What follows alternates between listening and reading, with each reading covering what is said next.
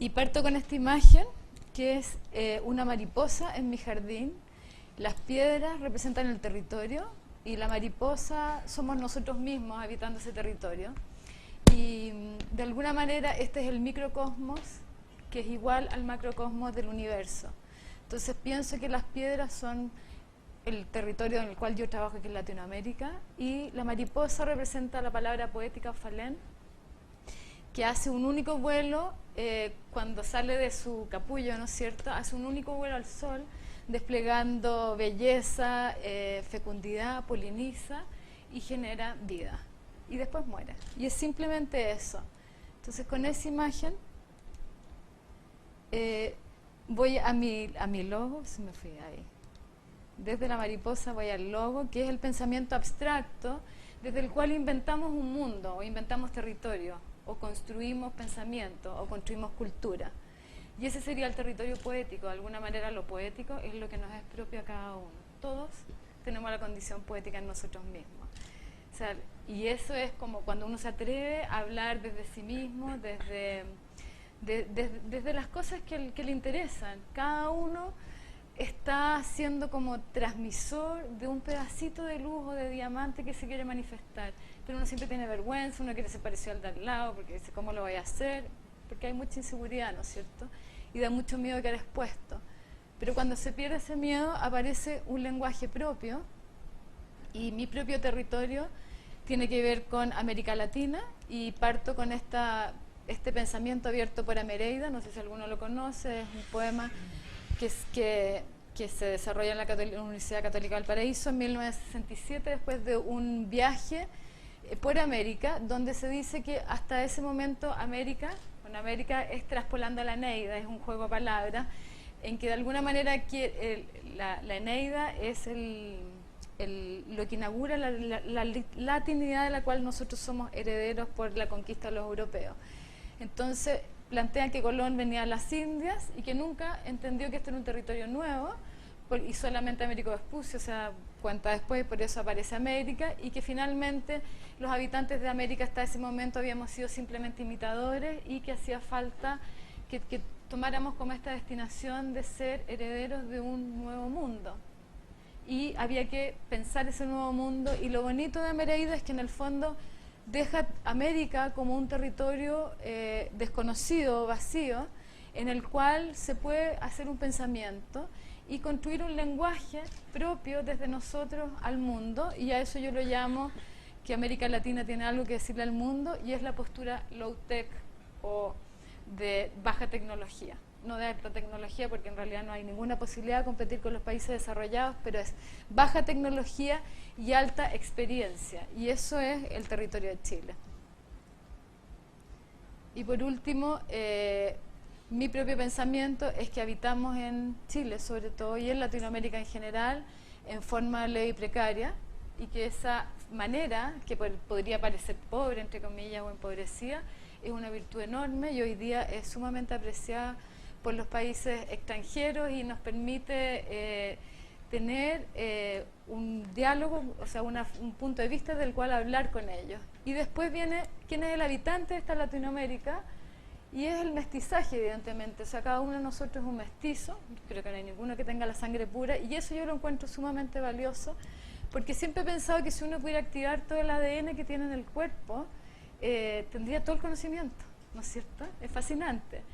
Entonces, me parece que el latinoamericano, este mestizo que somos nosotros, hombres contemporáneos habitando este territorio nuevo, somos la unión entre el mundo europeo, los ritos crísticos, lo apolíneo, el mundo del pensamiento, el mundo de la tecné, y por otra parte venimos también de esta matriz de la tierra, de los pueblos originarios, de lo dionisíaco, y nosotros somos los conectores de eso, estamos en la mitad.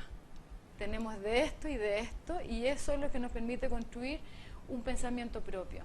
Y un poco esta charla quiere plantear eso. Yo tengo esta frase que dice que el territorio es América como los monumentos en Europa, porque me parece que el territorio de Latinoamérica y sobre todo de Chile es de una belleza excepcional, que está en un equilibrio sumamente precario en este momento, y que es sumamente necesario protegerlo y entender que este es nuestro gran patrimonio. que este es nuestro gran bien y que la manera como dialogamos con él es nuestra identidad cultural, ¿no? Y de ahí viene esta tesis mía que lo llamo habitar leve y precario. Este es el chamán Selknam de Tierra del Fuego, que habitaba desnudo, o sea, meditaba desnudo en el hielo y estaba completamente contenido de sí, no necesitaba nada más simplemente por estar centrado y templado dentro del territorio.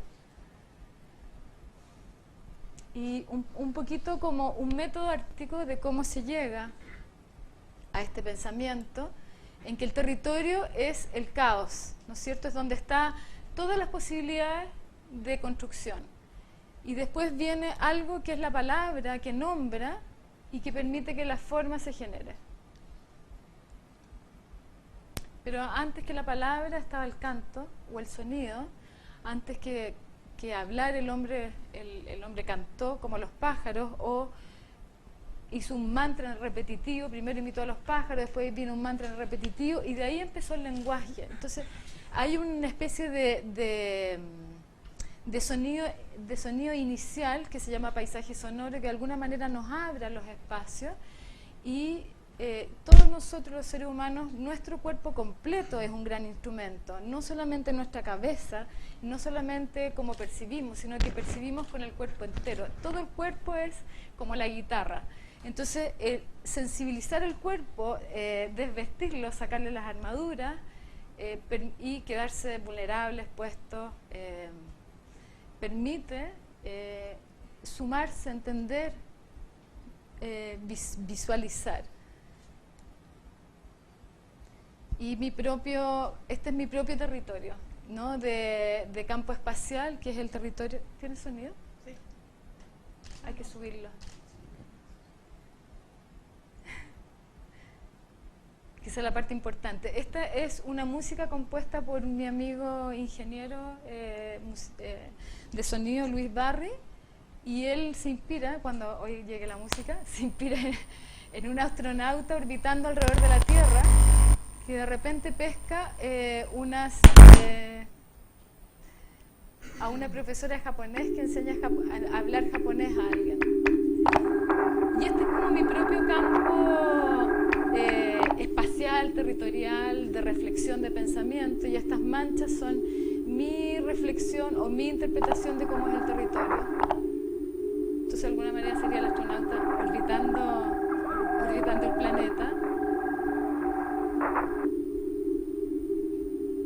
Y este campo espacial o vacío para ser nombrado, para que tome forma.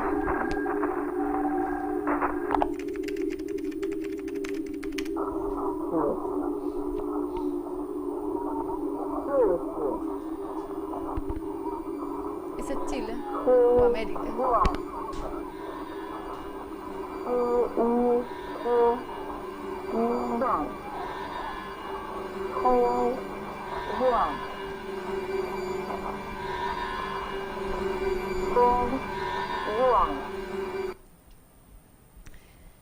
Y aquí viene el método, a ver si es simple de entender. Yo lo llamo geopoética. Esto parte con esta cosa que yo llamo la Plaza Rombo. Esto es bien importante entender que era antes del GPS, en el cual nace la idea del gaucho matrero del norte de Argentina, o sea, del sur de Argentina, el habitante de la Patagonia, que siempre dormía con la cabeza mirando hacia el norte, porque estaba en un territorio completamente desconocido, para tener orientación.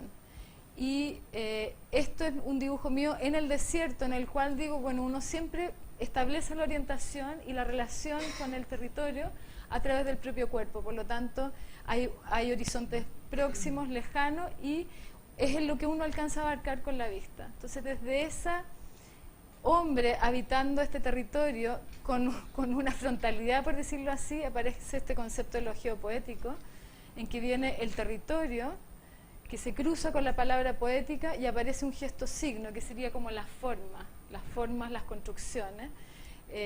Poesis o poiesis significa pasar del no ser al ser, es decir, cuando uno nombra, aparece la forma de las cosas. Y eso permite que aparezca un lenguaje propio y uno no imite tendencias extranjeras, ¿no? Entonces viene el logos, que se atraviesa con el territorio y aparece una cosa que yo llamo el gesto signo, o es como el germen de la forma arquitectónica. Y eso se traduce, estos son una serie de proyectos que yo además los agrupo en maneras de la energía, porque me doy cuenta que la materia, en el fondo, que lo inventó Einstein, no yo, puesta en aceleración, ¿no es cierto?, se desmaterializa. Y de ahí viene como toda una secuencia de obras que son de apertura, que son obras que expanden y quieren conquistar los territorios, después vienen en síntesis y después vienen en pausa, es decir, tanto lo que expande como lo que sintetiza están en equilibrio. Y esto siempre está armado en una cosa que se llama el gesto, la figura y la forma, o sea, de alguna manera uno va persiguiendo como un aire de algo, y eso es yo lo llamo construir signos en el territorio que inauguran un paisaje. O sea, cuando estas formas que nacen de este cruce entre la palabra y el territorio, va generando una especie de signo. No pretende ser más que eso, no pretende ser una obra terminada, no pretende nada. Por ejemplo, la experiencia en la Universidad de Talca, que me tocó ser profesora por varios años ahí, los proyectos de título eran elementos construidos dentro del territorio. Talca se plantea como que su territorio es el mundo, porque no está como en ningún lugar, y ese no lugar le permite construir este territorio que es el mundo. Y aparecen estas propuestas de los alumnos que hacen su proyecto de título construido y van habitando el territorio y le van dando forma, y le van dando una manera de mirar y entender como su propio lugar. Esta es la experiencia de la Católica Valparaíso, en la ciudad abierta. Y después viene ya como mi propia búsqueda, que yo lo llamo la carpintería vernácula, que tiene que ver con entender que ya hay un lenguaje en el sur de Chile, sobre todo porque me toca partir haciendo obra allá. Hay un lenguaje con la madera que toda la gente que está ahí sabe cómo construir con madera, y que hay una herencia desde el mundo mapuche, que tiene que ver con el lenguaje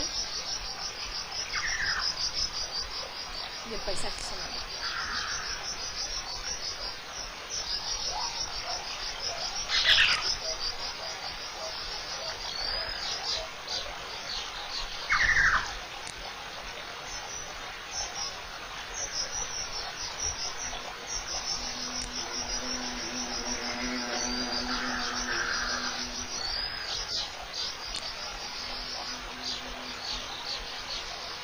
Pongo el mundo mapuche porque hay ya una cosmovisión y una comprensión del territorio que nosotros la entendemos de otra manera, pero está ahí, de alguna manera está latente. Y está latente en el lenguaje y en su canto.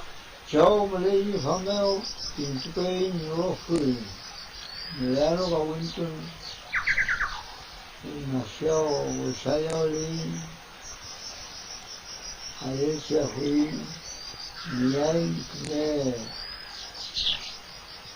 apewi namam sawanno el país de Sitaki y Inteliami Suapino Teniami Rama Teniami Ropa Punya kukai lalu elmai kene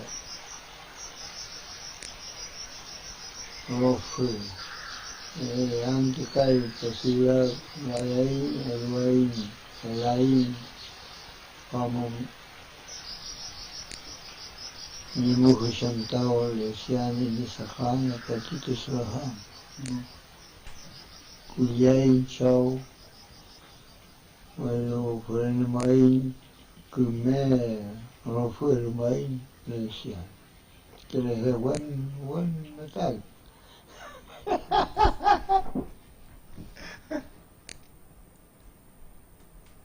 Bueno, y de ahí paso a este que es la Casa Cala, que nace del estudio de la flor, la Cala propiamente tal, y es como la primera casa que la hago en el sur de Chile, y gana el Gran Premio Latinoamericano de Arquitectura en la Bienal de Buenos Aires. Y lo interesante de la Cala, y que lo entendí después, es que lo que yo hago es tomar esta tradición vernácula de las construcciones del sur y descomponerla y deconstruirla para inventar un lenguaje contemporáneo de arquitectura en madera que nace del estudio de esta flor. No les voy a dar la explicación técnica porque no sé si les interesará mucho, pero lo interesante es como que desde una flor cruzada al territorio uno llega a la casa, que sería la figura, ¿no es cierto? Hay una serie, bueno, a mí personalmente me interesa la arquitectura leve, que se suspende, no me interesa una arquitectura que va a durar 100 años, me interesa una arquitectura que es un lenguaje, como digo, son signos en el territorio, puede durar 20 años y está bien. Y hay toda una comprensión a partir de estudiar la cala y entender cómo funciona, que crece en espiral, que es una línea recta por excelencia, que va del suelo que la nutre al sol que la alimenta, y está la tensión que se produce en ese movimiento, que se curva. Por lo tanto, mi arquitectura desde ahí en adelante siempre con curvas, por este tema como de la dinámica o de la velocidad que suspende los objetos, y la gente piensa que es por ser mujer. También puede ser, pero realmente parte de aquí. Y por último, me parece que la nueva plástica está en las formas de la naturaleza, como lo han dicho muchas personas antes y en el estudio de eso. Entonces ahí un poquito como la parte de cómo del galpón llego a la cala. Todo esto se hace con motosierra, a la manera tradicional, como se ha construido siempre en el sur.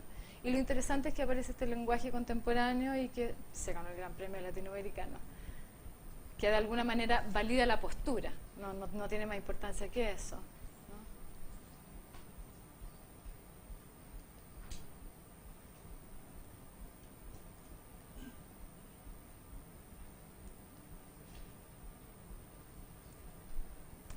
Y ahora paso a otro proyecto que se llama el Chilco Lodge. Este es bonito porque esto fue una épica.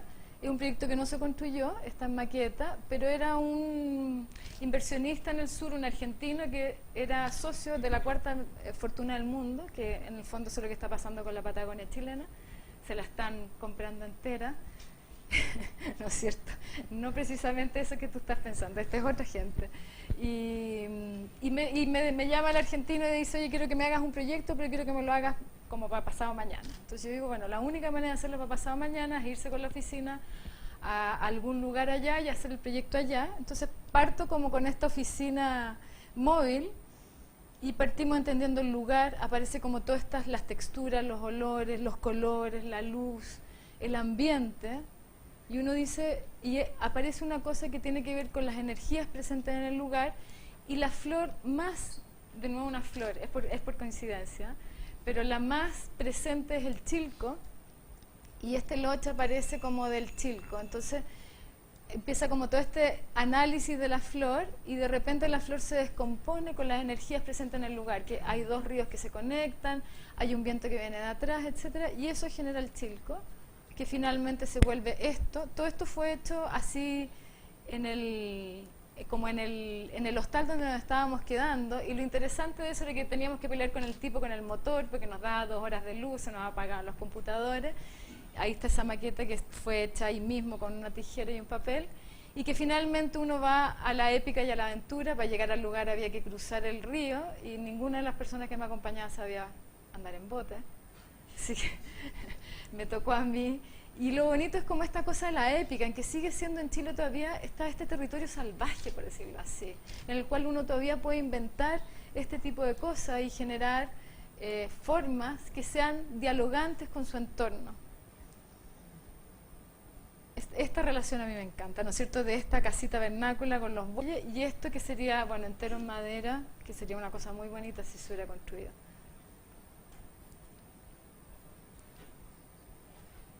Y por último es esto de abrir lo desconocido, que es, parto con este cartel que muchos lo deben conocer, que es cuando Sir Ernest Shackleton ya invita a su expedición para ir a hacer la última expedición, que es al Polo Sur, y él, esto es lo que dice, ¿no es cierto?, para viaje riesgoso, poca paga, no alcanzo a leer mucho, frío amargo, largas noches de invierno, constante y dudoso regreso, pero honor y no sé qué más, de Ernest Shackleton. Y lo interesante es que aparecieron 3.000 personas, postularon al puesto, y bueno, finalmente esta expedición no llegó hasta el Polo Sur, se quedaron encallados, y lo que sí fue como la última gran épica aventura, ¿no es cierto?, de conquista, de ir a abrir estos nuevos territorios. Y aquí hay un mini fragmento de la película, que es un original, como para poder entender el ambiente, y un poco hoy día en Chile es así, en muchos territorios. Algunos días el barco tenía que detenerse por el hielo. Otros recorría largos tramos en agua abierta. Tras 6 semanas de viaje, el Endurance estaba solo a 160 kilómetros del continente cuando entró en un campo de hielo duro que obligaba al barco a ir muy despacio. El capitán Worsley dejó constancia de una decisión fatal. Las características del hielo han vuelto a cambiar. Los témpanos son muy gruesos. No podemos abrirnos paso si no es con un gasto de energía muy grande. Por tanto, preferimos ponernos a la capa por el momento para ver si el hielo se abre cuando este viento del noreste se calme. Pero cuando amaneció, los hombres comprobaron que el hielo se había cerrado alrededor del barco. No se veía nada de agua en ninguna dirección. Pasaban los días y el hielo no daba muestras de ceder. El hecho que selló su destino era recordado años después por el meteorólogo de la expedición, Leonard Hussey. El 14 de febrero de 1915, la temperatura bajó de repente de 8 a 28 grados bajo cero. Y todo el mar se heló y nosotros nos helamos con él. Un canal se abrió inesperadamente a unos 400 metros del barco, ofreciendo una oportunidad de llegar a aguas abiertas. Por supuesto, no teníamos explosivos para abrirnos paso, solo teníamos picos y palas.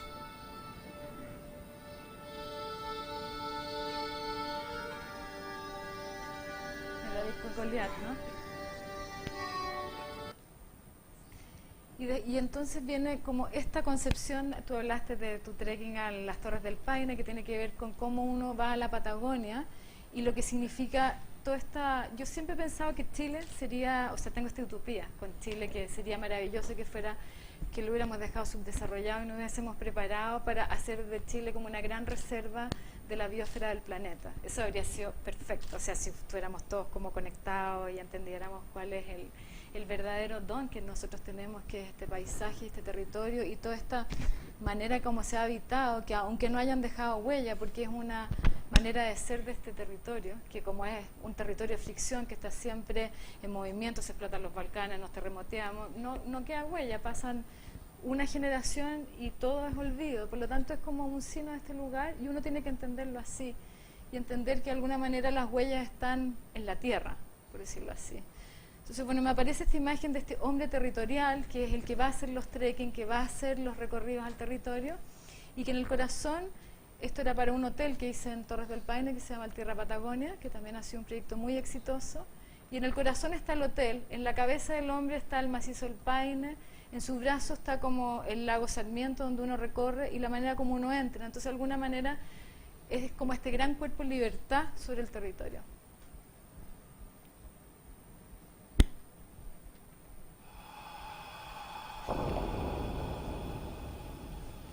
Y ese gran cuerpo de libertad experimenta con la naturaleza. Entonces aquí hay como una serie de acuarelas hechas así en trekkings distintos de lo que uno vive en el lugar. La música es de un conjunto chileno que se llama Fractales, que es de ahí del sur.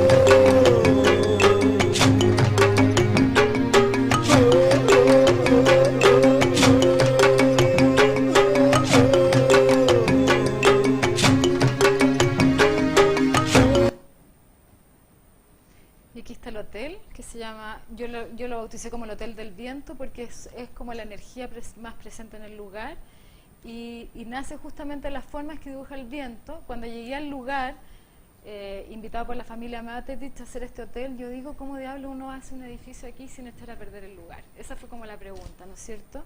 Y de ahí viene como todo este estudio de este hombre sobre el territorio y de las formas que dibuja el viento que de alguna manera iban armando la topografía del lugar. Y nace esta idea de armar este como gran fuselaje que va de la tierra, que emerge de la tierra y se vuelve a meter como para armar, no hacerle oposición al viento y que al mismo tiempo el edificio genere, el viento se comporta igual que las olas, viene, choca con el edificio y genera como una especie de gran vacío que podría permitir que la gente pueda entrar y generar un lugar templado.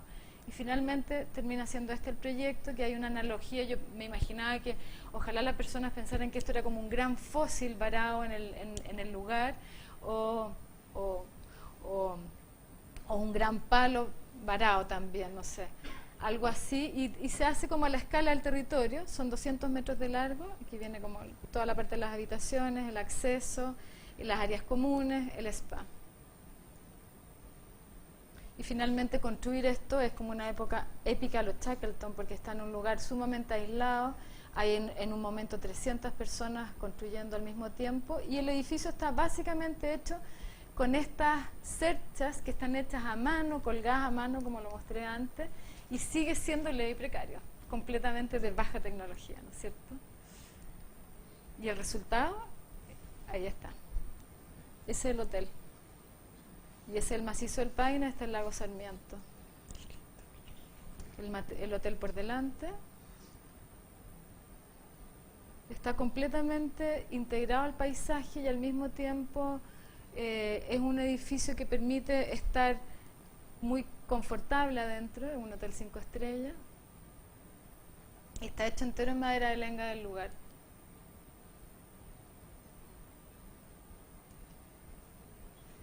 Estas canoas las hizo un amigo mío que conocí en el trekking ese de las acuarelas, que se llama Cochilaxo, y la hizo, es un cahuéscar, y la hizo en la tradición cahuéscar, que es esto que ahuecan un tronco de árbol y lo queman para volverlo impermeable. El acceso, el mapa y el pasillo hacia las habitaciones.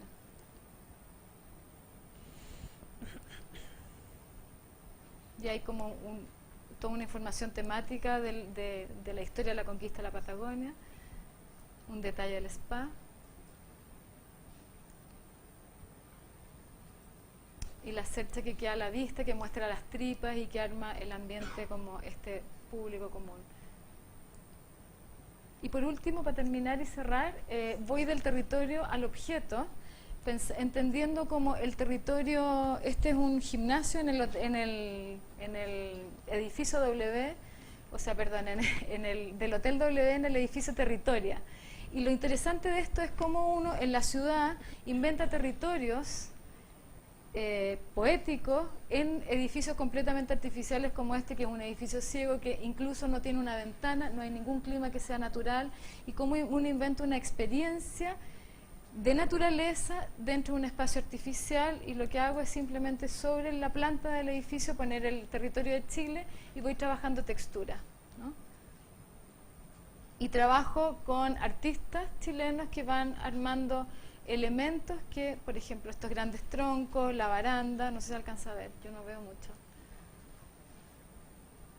En vez de, cierro todo el borde del edificio con varas y se va generando como un espacio íntimo interior que a uno le permite estar como en un lugar templado o temperado.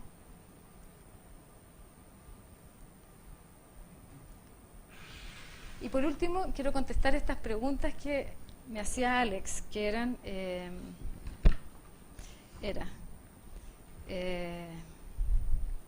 ¿por qué es valioso rescatar esto, no es cierto? Y lo hablo desde aquí, desde el Baquiano, y lo valioso es rescatar esto porque es lo que nos es propio. Es fundamental tener un lenguaje propio, no tenemos por qué imitar a nadie, porque tenemos todo para hacer nuestro propio lenguaje.